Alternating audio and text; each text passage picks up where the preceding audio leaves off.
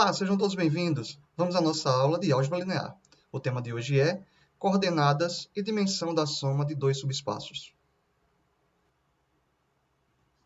Seja V um K-espaço vetorial de dimensão finita n e B, o conjunto formado pelos vetores V1, Vn, uma base de V. Vamos fixar a ordem dos elementos de B e por isso vamos chamá-la de base ordenada de V. Do teorema da caracterização de base, temos que todo vetor V se escreve de maneira única como combinação linear dos vetores da base B. Devido a essa unicidade, é comum a gente escrever os vetores V por meio apenas dos seus escalares alfaís. Ou seja, posso escrever V em relação à base B como sendo a n-upla alfa1, alfa-n. Essa expressão aqui vamos chamar de expressão 1. Também podemos considerar a matriz de ordem n por 1, ou seja, a matriz coluna. Então, podemos também representar um vetor V em relação à base B por meio da matriz coluna, onde seus elementos são alfa1, alfa-n. Essa aqui vamos chamar de expressão 2.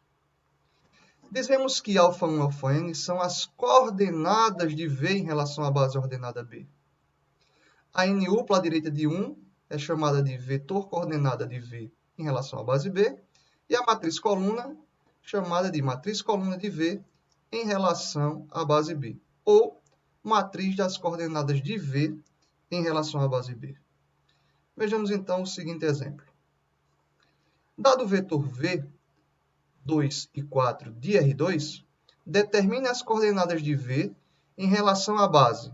Inicialmente, a base canônica, depois, a base B formada pelos vetores 2, 1, menos 1 e 1. Por fim, em relação à base C, formada pelos vetores menos 1, 3 e menos 2. Vamos então à letra A. As coordenadas do vetor V em relação à base canônica são os escalares alfa1 e alfa2, tais que 2, 4 é igual a alfa1 V1, o V1 da base canônica é 1, 0, mais alfa2, o segundo vetor da base canônica é 0, 1. Dessa igualdade, tiramos imediatamente que o alfa1 vale 2 e que o alfa2 vale 4. Guardemos esses resultados. Como no problema está perguntando apenas quais são as coordenadas, aqui já está a resposta. Mas, nesse problema, eu poderia ter pedido para determinar o vetor coordenada. Nesse caso, a gente pode escrever V em relação à base canônica é dado por 2 e 4. Mas também poderia ter pedido a matriz coluna. E, nesse caso, podemos escrever V em relação à base canônica, dada pela matriz coluna, 2 e 4. Então, como podemos observar, as coordenadas do vetor V em relação à base canônica é dada pelas próprias entradas do vetor V. Passemos, então, à letra B. Então, esta foi a letra A. Passemos, então, agora à letra B. Determinar as coordenadas de V em relação à base formada pelos vetores 2, 1 e menos 1 e 1. Bem, as coordenadas são os escalares alfa1 e alfa2, tais que o vetor 2, 4 é igual a alfa1, que multiplica 2 e 1, mais o alfa2, que multiplica menos 1 e 1. Esta equação me leva ao seguinte sistema de equações lineares. 2 alfa1 menos alfa2 igual a 2. E alfa1 mais alfa2 igual a 4. Esse sistema de equações lineares é equivalente a... Vamos repetir a primeira equação, 2α1 menos α2 igual a 2. E vamos somar a primeira equação com a segunda. Então, vamos obter 3α1 menos α2 mais α2, 0. 2 mais 4, 6.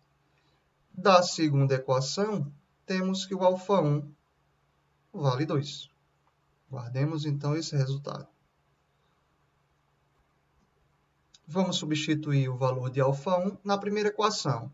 Temos, então, 4 menos α2 igual a 2, onde obtemos que α2 também vale 2. Portanto, as coordenadas de V em relação à base B são α1 igual a 2 e α2 igual a 2. Assim como fizemos para a letra A, vamos escrever, então, aqui o vetor coordenada e a matriz coluna. Então, V em relação à base B é dada pelas coordenadas 2 e 2. E a matriz coluna, V em relação à base B, é escrita como 2 e 2.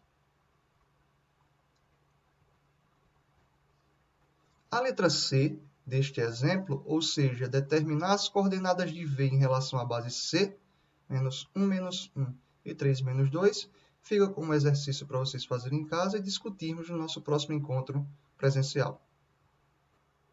Apresentamos a seguir a representação geométrica desse problema, ou seja, vamos representar geometricamente o vetor V e como ele ficou escrito em relação à base canônica, à base B e à base C.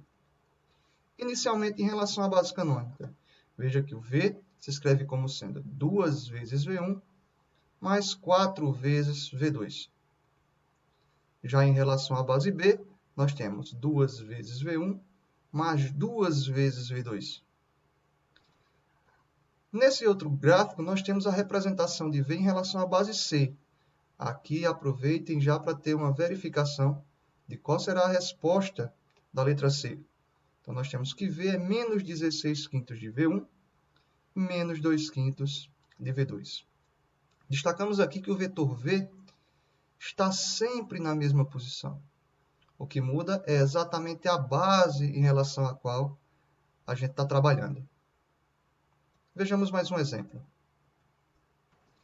Determine o vetor V do R3, cuja matriz coluna em relação à base B, formada pelos vetores 1, 0, 1, 1, menos 1, 0 e 0, 1, menos 1 de R3 é V em relação à base B, dada pela matriz coluna 2, 3 e menos 1. Por definição de matriz coluna, temos que o vetor V se escreve como α1, V1, mais α2, V2, mais α3, V3. Ou seja, V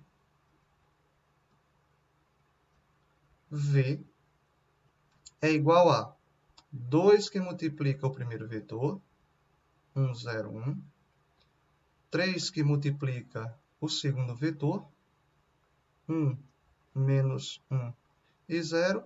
E o menos 1 que multiplica o vetor 0, 1 e menos 1. Exatamente nessa ordem. Ou seja, nós vamos ter 2, 0, 2, mais 3, menos 3 e 0, mais 0, menos 1 e 1. Somando esses três vetores, temos na primeira entrada 2 mais 3, 5, com 0, 5. 0 menos 3 menos 1, menos 4. Por fim, 2, 0, 1, 3. Ou seja, o vetor V que tem como representação esta matriz coluna é o vetor 5, menos 4 e 3. Encerramos aqui a primeira parte da aula 7. Bons estudos!